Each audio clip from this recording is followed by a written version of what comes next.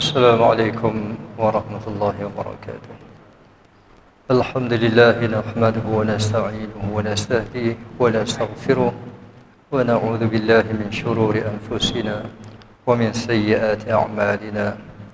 من يهد الله فلا مضل له ومن يضلل فلا هادي له، والصلاة والسلام على سيدنا محمد بن عبد الله ومن نصره ووالاه. أما بعد. Yang berbahagia Tuan Imam kita, Jawatan Kota Masjid, hadirin hadirat serta muslimin muslimat yang dirahmati Allah sekalian. Pertama-tama kali biasa kita lafazkan itulah syukur kehadirat Allah Subhanahu wa taala. Syukur sesuatu yang perlu ada bagi setiap hamba, kerana kita tidak boleh menafikan nikmat Allah SWT ke atas hambanya, iaitu kita, yang tidak terhitung nikmat-nikmat Allah ke atas diri kita. Jadi menjadi kewajipan kita bersyukur. Antaranya iaitulah menunaikan kefarduan ataupun kewajipan-kewajipan yang telah ditetapkan oleh Allah Subhanahu wa taala pada mengenalnya, mengenal Allah, Rasul-Rasul dan malaikat, yakni berkaitan dengan ilmu keimanan, tauhid. Wajib mengetahui dalam hal-hal ibadah, ilmu-ilmu syariat, dan juga wajib juga memperbaiki diri, akhlak zahir dan batin. Sama-samalah kita berusaha ke arah itu dalam menunaikan kewajipan dan tuntutan oleh Allah SWT ke atas kita, yang faedah, manfaat, kebaikan dunia dan akhirat kembali ke atas kita, ke atas hamba-hamba Allah Subhanahu wa taala. Jadi pada malam ni, pada masa yang diberikan pada bulan Ramadan, sama-samalah kita mencari kelebihan-kelebihan dalam usaha memperbanyakkan serta menyempurnakan amal ibadah kita kepada Allah Subhanahu wa taala. Tapi perlu kita ingat bahawasanya amal ibadah itu perlulah didahului oleh ilmu. Kerana segala amal ibadah akan tertolak sekiranya dilakukan tanpa ilmu. Baik, pada malam ni sedikit kita ingin menyampaikan targhib, galakan, memberi supaya orang gemar, suka daripada hadis Nabi sallallahu alaihi wasallam yang biasa kita dengar, terutamanya bagi kita yang ada di masjid ni. Walaupun kita sudah biasa datang dan hadir ke masjid, tapi dalam usaha untuk menguatkan lagi, menggalakkan lagi, untuk kita terus bertekad dan berazam memperbanyakkan serta menguatkan, meneruskan amal ibadah kita, lebih-lebih lagi di bulan puasa. Itulah berkaitan dengan kelebihan orang yang hatinya sentiasa tertambat, terikat dengan masjid. Kerana kita lihat tidak ramai orang yang mahu hatinya ditambat dan ikat di masjid. Agak menjadi mendukacitakan dan sedih bila kita melihatkan umat Islam yang jutaan manusia, pada satu-satu Korea ribuan, mungkin setengah Korea puluhan ribu, tapi kehadiran di masjid menyedihkan. Adakah kerana hati mereka tidak tertambat, terikat dengan masjid, terlepas daripada tali ikatan masjid? Jadi pada hari ini ingin kita kuatkan kembali, walaupun biasa kita dengarkan hadis ni, iaitulah hadis tentang 7 golongan yang mendapat naungan Allah Subhanahu wa taala pada hari akhirat kelak. Tapi kita tidak menyebutkan ketujuh-tujuhnya, kita hanya mengambil poin berkaitan dengan orang-orang yang hatinya terikat dengan masjid. Iaitulah hadis Imam Bukhari rahimahullah ta'ala juga terdapat di dalam Jawahirul Bukhari oleh Imam Qastalani, iaitulah hadis daripada Sayyidina Abi Hurairah radhiyallahu anhu an Nabi sallallahu alaihi wasallam qala sab'atun yadhilluhumullahu fi dhillihi yawma la dhilla illa dhilluh al-imamul 'adil wa syabun nasha'a fi 'ibadati rabbih wa rajulun qalbuhu mu'allaqun fil masajid wa rajulani tahabba fillahi ijtama'a 'alayhi wa tafarraqa 'alayhi wa rajulun talabathu imra'atun ذات منصب وجمال فقال إني أخاف الله ورجل تصدق أخفى حتى لا تعلم شماله ما تنفق يمينه ورجل ذكر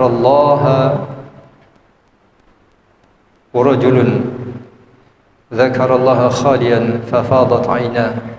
Jadi kita tak ada nak terjemah semua sekali lah, kita nak ambil satu saja. 7 golongan ni Rasulullah sebut 7 golongan manusia, yadhilluhumullah, Allah Ta'ala akan menaungi, memberi naungan pada mereka pada hari yang tidak ada naungan melainkan naungannya, naungan Allah Subhanahu wa Ta'ala. Pertamanya al-imam al-adil, imam yang adil. Kita tak berniat nak sentuh situ, bukan kita nak ambil itu. Diletakkan yang pertama kerana susah. Imam adil letak yang pertama kerana susah. Susah nak dapat imam, raja, pemerintah yang adil. Adil yang dinilai sebenar-benarnya, iaitulah berdasarkan kepada Alkitab was sunnah. Itu sebenar-benar keadilan. Jadi nak dapat susah. Bukan semua orang jadi raja dan pemerintah pun. Yang ada pun tidak berlaku adil berdasarkan kepada Alkitab was sunnah, sangat susah. Jadi kalau benar-benar menjalankan perintah Allah, insya-Allah akan mendapat naungan Allah Subhanahu wa Ta'ala. Baik, yang keduanya juga kita sentuh terjemah sikit saja, iaitu orang-orang muda, syabun, menghabis ataupun menggunakan masa mudanya pada mengibadahkan diri kepada Allah Subhanahu wa Ta'ala. Dari segi menuntut ilmu, sejak daripada kecil diajar, dididik, dan pada masa mudanya. Kerana orang muda ni banyak menghabiskan masa dengan kegilaan remaja dan muda dia. Baik, kita masuk kepada poin kita yang sebenarnya, iaitulah yang ketiga, warajulun qalbuhu mu'allaqun fil masajid. Lelaki yang hatinya diikat, ditambak, dirantai pada masjid, rumah-rumah Allah Subhanahu wa Ta'ala. Jadi ini antara orang-orang yang akan mendapat naungan Allah Subhanahu wa Ta'ala di akhirat kelak. Agak tak susah, tapi tak ramai. Bila tengok tak ramai tu susah jugalah. Susah tak? Bukan susah dari sudut apa? Susah dari sudut nafsu.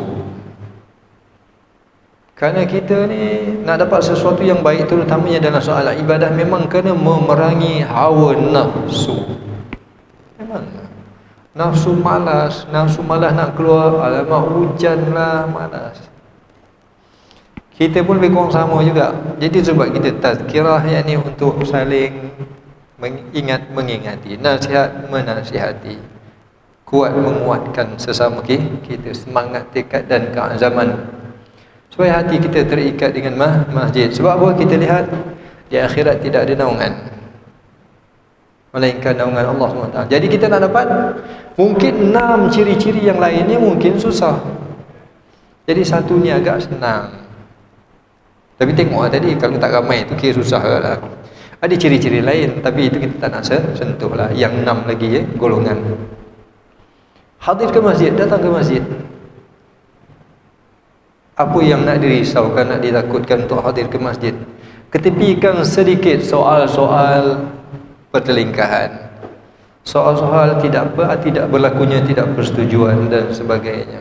Ikut hadir ke masjid, kerana ini adalah rumah Allah Subhanahu wa Ta'ala. Baik, Masjid satu institusi penting. Kita lihat macam mana pentingnya masjid.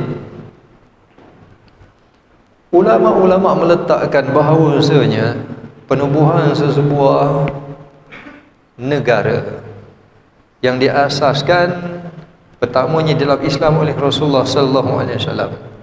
Rasulullah akan bina masjid terlebih dahulu.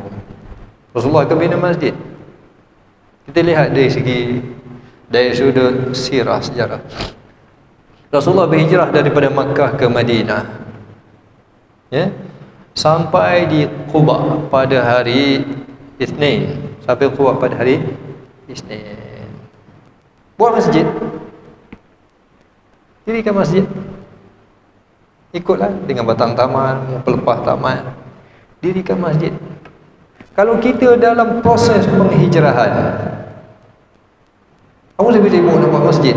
Nah, tak payahlah singgah-singgah je. Nak pergi ke Madinah, nak tuju Madinah sana, pusat bandar sekarang. Quba singgah tak payah. Boleh sembahyang macam tu cukup lah.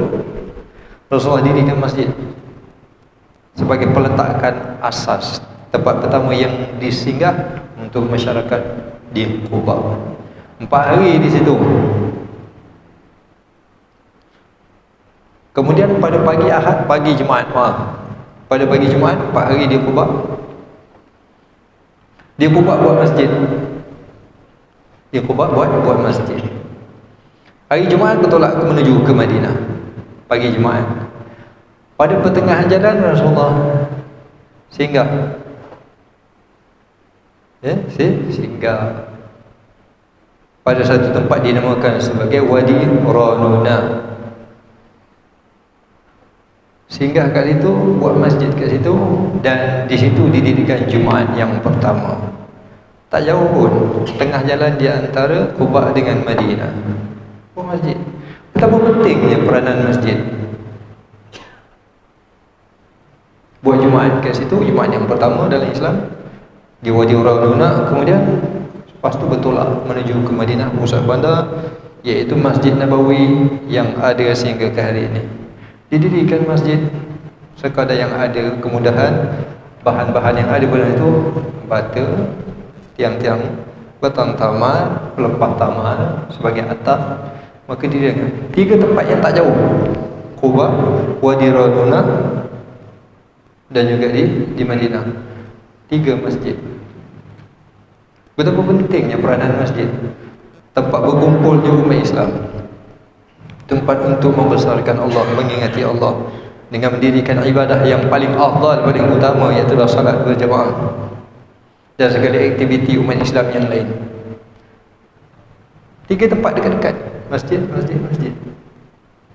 Maknanya kalau ikutkan kita tak payahlah. Kat Quba tak payah buat masjid lah. Nak tuju ke Madinah. Dekat Wadi Ranuna tak payah buat masjid lah. Itu tempat singgah je. Tapi Rasulullah buat. Di sini menjadi peranan besar masjid. Tapi kita tak ambil indah ke masjid. Rumah dekat dengan masjid, lalu lalang pada persekitaran masjid. Buat tak kerti ya. Lebih menyedihkan lagi di sini, wallahu a'lam, mudah-mudahan tidak.